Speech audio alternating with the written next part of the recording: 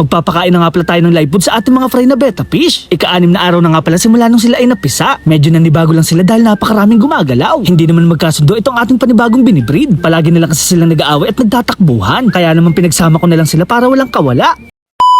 Ngayong araw nga pala guys ay napisa na itong ating hinahatch na BBS. Tamang-tama nga dahil ika-6 na araw na nitong mga ating nahatch na fry na betta fish. Medyo nagka-problema lang ng kaunti dahil napakadumi na ng kanilang breeding tank. Nagsebo na kasi dahil naglagay tayo dito ng talisay leaves na merong tangkay. Naglutangan na rin yung mga nilagay natin na pagkain na ngayon ay leftover. Imbis na fishnet nga pala ang ating gagamitin, papel na lang. Kayang-kaya kasi nitong sipsipin ang mga dumi sa ibabaw ng tubig. Kahit nga pala yung mga langis na nakahalo sa tubig ay kaya nitong sipsipin. Mas safe nga pala ito gamitin kaysa sa fishnet para walang matapon ng mga fry. At eto na nga pala guys ang naging resulta. O diba guys, napaka-effective. Luminaw nga ulit ang ating tubig na wala tayong ginagambala. Kitang-kita nga pala sa papel na napakadaming dumikit na mga dumi. O diba guys, may natutunan na naman kayo kay Kuya Bimacho Nurin. Napaka-solid talaga ng ginagamit nating produkto. Napakaganda rin ang hatching rate nito. Kaya naman sa mga gustong umorder nito, nasa comment section lang ang sagot. Nakahiwalay na nga pala ang itlog nito at baby brine shrimp. Kaya naman pwede na natin tong i-harvest at ipakain sa ating mga fry. Hinuhugasan ko nga muna to bago ipakain dahil ito ay maalat. Pwede nyo nga pala akong gayahin kung paano magpakain ng ganitong klaseng live foods. Tamang-tama naman tong hinarvest natin para lang sa kanila. Ikakalat lang natin ito sa paligid para lahat naman sila ay makatikim. First time ko nga lang pala magpakain ng gumagalaw, hindi ko lang alam kung kanilang magugustuhan. Inubos ko na nga pala yung nasa fishnet at magiging pagkain na nila to ng mga ilang araw. Kailangan lang natin ng konting ingat baka may sumamang mga fry. Halos lahat nga pala ng fry dito ay gumagalaw. Hinahabol na kasi nila yung binigay nating pagkain. Mukhang nag-i-enjoy naman ang isang to sa kanya mabibiktima. Medyo may challenge na nga pala to dahil para na rin sila nagahan. Nagkaroon na nga rin pala dito ng kitikite. Tumatambay na kasi ang mga lamok dito para mangitlog. Pasalamat nga sila dahil tinanggal ko na dito ang kanilang parents. Napakarami nga palang fry sa ilalim ng tubig. Hindi ko na nga pala sila mabilang dahil sila ay kumpulan. Maghihintay na naman tayo ng panibagong araw bago natin ulit sila pakainin. Habang itong mga natira naman ay ipapakain natin sa iba pa nating mga alagang isda. Sigurado nga ako na matutuwa itong ating mga breeder. Bukod kasi sa pellet at kitikita ay may iba na sila matitikman. Hindi ko nga lang alam kung bago ba ito sa kanilang panlasa. Sana nga lang ay makondisyon ko na sila sa lalong madaling panahon para nga makapagpadami at makapagbenta. Sa mga previous vlog nga pala natin, lahat nga pala ng ating mga fry pinamimigay ko lang. Taas-taas nga pala ng mga kamay dyan sa mga naambunan ko na. May binigyan pa nga akong taga-Cavite na dinayo ko pa. Ngayon nga ay napakadami niya ng beta at nagbebenta na rin sila. Napag-isip-isip ko nga na napakaganda pala nitong negosyo. Bukod kasi sa nag-i-enjoy ka na, kumikita ka pa. At syempre guys, sa mga solid nating followers, napapasaya pa natin sila. Kaya naman sa mga mahal kong followers, wag na wag kayong magsasawa. At hindi rin ako magsasawa gumawa ng magagandang video para lamang sa inyo. Maiba na nga pala tayo ng usapan. Kumustahin na nga pala natin yung panibagong binibreed nating beta. Ito nga pala ini na lalaki at female na samurai. Marami na nga pala nagawang bubble nest ang lalaking beta, ang kaso lang wala pa tong itlog. Hindi pa kasi sila nagkakasundo at lagi na lang nagbabangayan. Dinadaan na nga pala ng neon sa santong paspasan. Kaya naman naisipan ko na pagsamahin na lang sila. First time ko nga lang pala ito ginawa sa pagbibreed at sana ay mag-success. Maaari ko bang malaman kung saan nakakarating itong ating mga video? Makikilagay naman sa comment section at napakaraming thank you. So paano guys, hanggang dito na lang. Maraming salamat sa panonood.